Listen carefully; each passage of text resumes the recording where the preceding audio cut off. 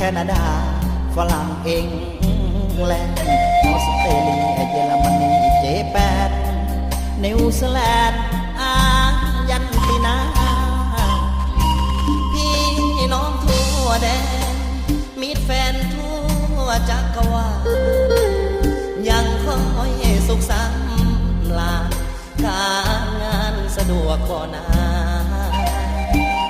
ด้วยความคิดถึงนานถึงพอได้พบหน้าจึงส่งเสียงเพลงนี้มาแทนว่าจะผ่านตามสายลมก่อนเคยมาเยือนเพื่อนมิตรพี่น้องลุงตา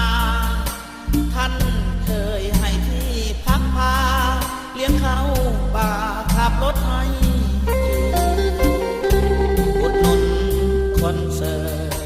พวกเขาหนูคนนี้นำใจท่านสั่งดีแสนดีตราบชั่วชีวิตบ่ลืมบุญคุณพี่น้องทั่วหน้าพวกข้าขอไว้พร้อมใส่ท่านฝันดีอันใดให้สมมักสมปรารถนาอย่าได้เจ็บป่วยให้ถึงหูไว้รวยเงินดอลลาร์หากพี่น้องบ่ทิ้งบ่ปะพวกข้านี่นะจะมาเที่ยวอีกคน